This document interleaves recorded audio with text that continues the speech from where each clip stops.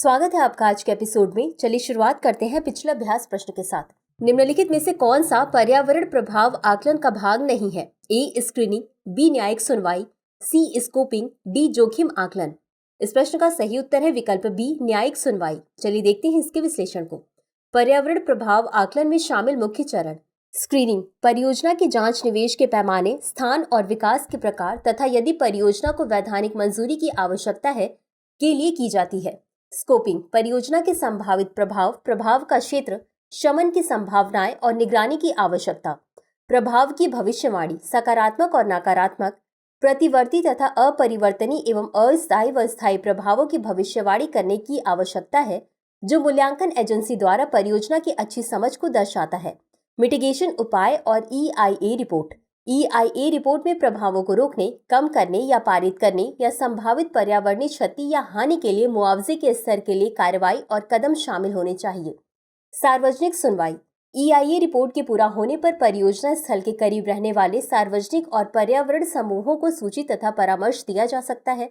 जोखिम मूल्यांकन, इन्वेंट्री विश्लेषण और खतरे की संभावना तथा सूचकांक भी EIA प्रक्रियाओं का हिस्सा बनते हैं, अतः विकल्प बी सही है।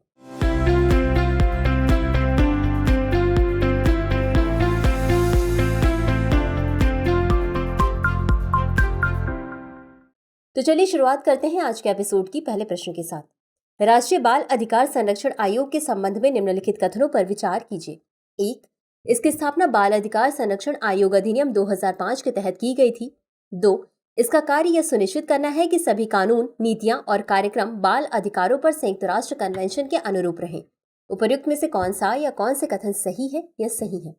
ए केवल एक, बी केवल दो, सी एक और दो दोनों, डी ना तो एक और न ही दो। इस प्रश्न का सही उत्तर है विकल्प सी एक और दो दोनों। चलिए देखते हैं इसके विश्लेषण को। राष्ट्रीय बाल अधिकार संरक्षण आयोग, इसकी स्थापना वर्ष 2007 में बाल अधिकार संरक्षण आयोग अधिनियम 2005 के तहत की गई थी, अतः कथन एक सही है। आयोग का कार्य यह सुनिश्चित करना है कि सभी कानून, नीतियां, कार्यक्रम और प्रशासनिक तंत्र भारत के संविधान तथा बाल अधिकारों पर संयुक्त राष्ट्र कन्वेंशन में निहित बाल अधिकारों के परिप्रेक्ष्य के अनुरूप रहें, अतः कथन दो सही है। UNCRC बाल अधिकारों को न्यूनतम अधिकार और स्वतंत्रता के रूप में परिभाषित करता है। बाल अधिकारों को 18 वर्ष से कम आयु के प्रत्येक नागरिक को जाति, राष्ट्रीय मूल, रंग, लिंग, भाषा, धर्म, राय, मूल, धन, जन्म स्थिति, विकलांगता या अन्य विशेषताओं की परवाह किए बिना प्रदान की जानी चाहिए। अगला प्रश्न है, अब्राहम एकॉर्ड के संदर्भ में निम्नलिखित कथनों पर विचार कीजिए।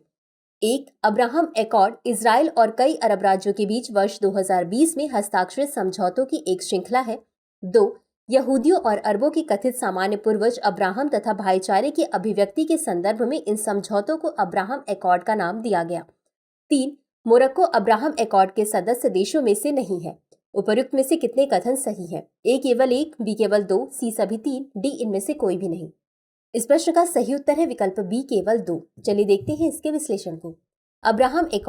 अब्राहम एकॉर्ड इजराइल और कई अरब राज्यों के बीच वर्ष 2020 में हस्ताक्षरित समझौतों की एक श्रृंखला है, अतः कथन एक सही है। यहूदियों और अरबों के कथित सामान्य पूर्वज अब्राहम तथा भाईचारे की अभिव्यक्ति के संदर्भ में इन समझौतों को अब्राहम एकॉर्ड का नाम दिया गया, अतः कथन दो सही है।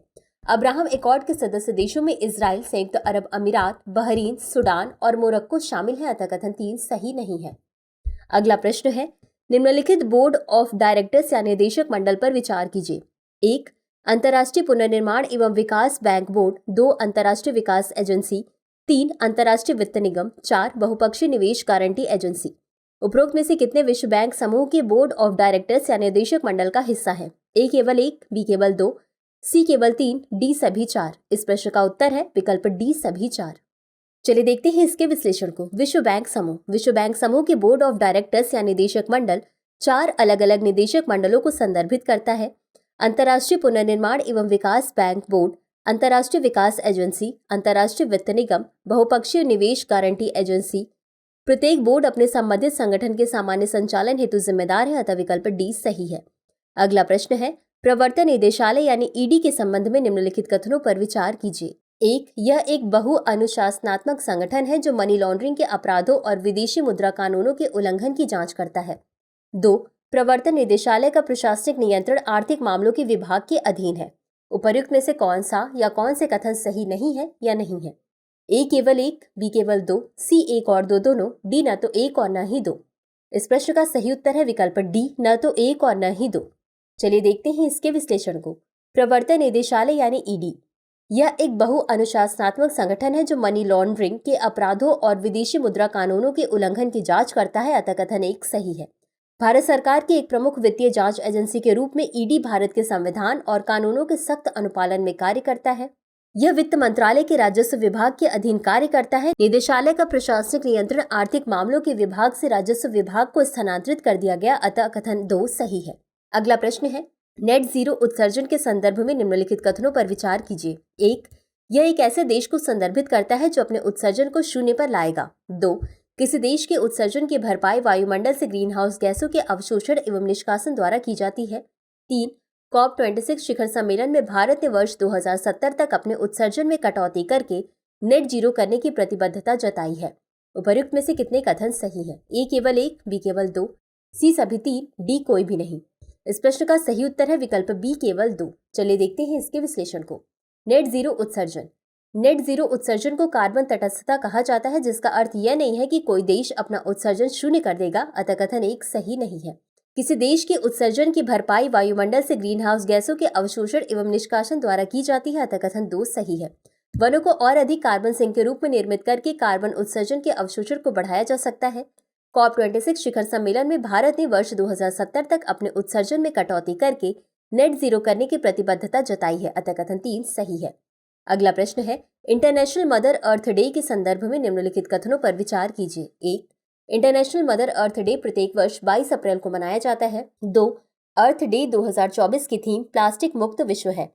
तीन, वर्ष 1969 में कैलिफोर्निया के सांता बारबरा में तेल रिसाव की घटना के बाद अर्थ डे मनाने के विचार को बल मिला। उपर्युक्त में से कौन सा या कौन से कथन सही है या सही है? ए केवल एक और दो, बी केवल दो और तीन, सी केवल एक, डी केवल एक और तीन। इस प्रश्न का सही उत्तर है विकल्प डी केवल एक और तीन। चलिए देखते हैं इसके विश्लेषण को। International mother earth day, world earth day जिसे इंटरनेशनल मदर अर्थ डे के रूप में भी जाना जाता है, प्रत्येक वर्ष 22 अप्रैल को मनाया जाता है। अतः कथन एक सही है। अर्थ डे 2024 का विषय ग्रह बनाम प्लास्टिक है, जिसमें वर्ष 2040 तक प्लास्टिक के उत्पादन में 60% की कमी लाने का आह्वान करते हुए सभी प्लास्टिक अपशिष्ट को समाप्त करने का लक्ष्य रखा गया है। अतः कथन दो सही नहीं है। वर्ष 1969 में कैलिफोर्निया के सांता बारबरा में तेल रिसाव की घटना के बाद अर्थ डे मनाने के विचार को बल मिला। इस घटना के कारण लोगों के बीच पर्यावरण को लेकर चिंताएं बढ़ी, साथ ही इसकी सुरक्षा के लिए आवश्यक कदम उठाने की आवश्यकता भी महसूस हुई। अतः कथन तीन सही है। अगला प्रश्न है, निम्नलिखित कथनों पर विचार कीजिए। कथन एक, भारत के संविधान का अनुच्छेद 15 दिव्यांगता के आधार पर भेदभाव को स्पष्ट रूप से प्रतिबंधित करता है। कथन दो, भारत ने वर्ष 2007 में दिव्यांग जन के अधिकारों पर अभिसमय का अनुसमर्थन किया और वर्ष 2016 में दिव्यांग जन अधिकार अधिनियम को अधिनियमित किया। ए, कथन एक और कथन दो दोनों सही है तथा कथन दो कथन एक की सही व्याख्या है। बी, कथन एक और कथन दो दोनों सही है तथा कथन दो कथन एक की सही व्याख्या नहीं है। सी, कथन एक सही है लेकिन कथन दो गलत है। डी, कथन एक गलत है लेकिन कथन दो सही है। इस प्रश्न का सही उत्तर है विकल्प डी, कथन एक गलत है लेकिन कथन दो सही है। चलिए देखते हैं इसके विश्लेषण को। दिव्यांग जनों के अधिकार, वर्तमान में भारत के संविधान का अनुच्छेद 15 धर्म, नस्ल, जाति, लिंग, जन्म स्थान अथवा इनमें से किसी भी के आधार पर भेदभाव पर रोक लगाता है और इसमें स्पष्ट रूप से दिव्यांगता का उल्लेख नहीं किया गया है। भारत ने वर्ष 2007 में दिव्यांग जन के अधिकारों पर अभिसमय का अनुसमर्थन किया और वर्ष 2016 में दिव्यांग जन अधिकार अधिनियम को अधिनियमित किया। दिव्यांग जन अधिकार अधिनियम 2016 की धारा 3 में प्रावधान है कि किसी भी दिव्यांगजन के साथ दिव्यांगता के आधार पर भेदभाव नहीं किया जाएगा। दिव्यांगजनों को भेदभाव के विरुद्ध प्रदान किया गया यह अधिकार संवैधानिक अधिकार के विपरीत एक वैधानिक अधिकार है। अतः विकल्प डी सही उत्तर है, क्योंकि कथन एक सही नहीं है और कथन दो सही है। अगला प्रश्न है, क्लिनिकल प्रतिष्ठान पंजीकरण और विनियमन अधिनियम 2010 के संबंध में निम्नलिखित कथनों पर विचार कीजिए। एक, यह अधिनियम राष्ट्रीय राजधानी क्षेत्र दिल्ली को छोड़कर 4 राज्यों और सभी केंद्र शासित प्रदेशों में प्रभावी हो गया है। 2, यह अधिनियम सभी प्रकार के चिकित्सीय और नैदानिक दोनों प्रकार के नैदानिक प्रतिष्ठानों पर लागू है। उपर्युक्त में से कौन सा या कौन से कथन सही है या सही है? ए केवल एक, बी केवल दो, सी एक और दो दोनों, डी न तो एक और न ही दो। इस प्रश्न का सही उत्तर है विकल्प सी, एक और दो दोनों। चलिए देखते हैं इसके विश्लेषण को। क्लिनिकल प्रतिष्ठान पंजीकरण और विनियमन अधिनियम 2010, यह अधिनियम 4 राज्यों अरुणाचल प्रदेश, हिमाचल प्रदेश, मिजोरम, सिक्किम और राष्ट्रीय राजधानी क्षेत्र दिल्ली को छोड़कर सभी केंद्र शासित प्रदेशों में प्रभावी हो गया है। अतः कथन 1 सही है। यह अधिनियम एकल चिकित्सीय क्लिनिकल सहित चिकित्सा की सभी मान्यता प्राप्त प्रणालियों से संबंधित सार्वजनिक और निजी क्षेत्र के सभी प्रकार के चिकित्सीय एवं नैदानिक दोनों प्रकार के नैदानिक प्रतिष्ठानों पर लागू होता है। अतः कथन 2 सही है। यह सशस्त्र बलों द्वारा संचालित एकमात्र नैदानिक प्रतिष्ठान है। अगला प्रश्न है, प्रधानमंत्री आवास योजना शहरी के संबंध में निम्नलिखित कथनों पर विचार कीजिए। 1. आवास और शहरी मामलों के मंत्रालय के तहत प्रधानमंत्री आवास योजना शहरी का लक्ष्य देश के शहरी क्षेत्रों में सभी पात्र लाभार्थियों को पक्के घर उपलब्ध कराना है। 2. क्रेडिट लिंक्ड सब्सिडी के घटक को छोड़कर मिशन को केंद्र प्रायोजित योजना के रूप में कार्यान्वित किया गया है। 3. अफोर्डेबल रेंटल हाउसिंग कॉम्प्लेक्स प्रधानमंत्री आवास योजना शहरी के तहत एक उप योजना है। उपर्युक्त में से कौन सा या कौन से कथन सही है? यह सही है। ए केवल 1 और 2, बी केवल 2 और 3, सी केवल 3, डी 1, 2 और 3। इस प्रश्न का सही उत्तर है विकल्प डी 1, 2 और 3। चलिए देखते हैं इसके विश्लेषण को। प्रधानमंत्री आवास योजना शहरी। आवास और शहरी मामलों के मंत्रालय के तहत प्रधानमंत्री आवास योजना शहरी का लक्ष्य राज्यों या केंद्र शासित प्रदेशों या केंद्रीय नोडल एजेंसियों के माध्यम से देश के शहरी क्षेत्रों में सभी पात्र लाभार्थियों को पक्के घर उपलब्ध कराना है। अतः कथन 1 सही है। मिशन को क्रेडिट लिंक सब्सिडी के घटक को छोड़कर केंद्र प्रायोजित योजना के रूप में कार्यान्वित किया जाता है। इसे आवास और शहरी गरीबी उपशमन मंत्रालय द्वारा केंद्र क्षेत्र योजना के रूप में कार्यान्वित किया जाता है। अतः कथन 2 सही है। अफोर्डेबल रेंटल हाउसिंग कॉम्प्लेक्स प्रधानमंत्री आवास योजना शहरी के तहत एक उपयोजना है। इसमें शहरी प्रवासियों या गरीबों को औद्योगिक क्षेत्र के साथ साथ गैर औपचारिक शहरी अर्थव्यवस्था में जीवन यापन में आसानी होगी। अतः कथन 3 सही है। तो चलिए अंत में देखते हैं आज के अभ्यास प्रश्न को। ओस्लो समझौता और अब्राहम समझौता का उल्लेख कभी कभी समाचारों में किन के संदर्भ में किया जाता है? ए लीबिया, बी इजराइल, सी सूडान, डी यमन। इस प्रश्न का उत्तर कमेंट बॉक्स में जरूर दें। आज के लिए बस इतना ही। धन्यवाद। डियर व्यूअर्स, अपने एग्जाम की तैयारी को और बेहतर करने के लिए हमारे चैनल को लाइक, शेयर और सब्सक्राइब करना न भूलें।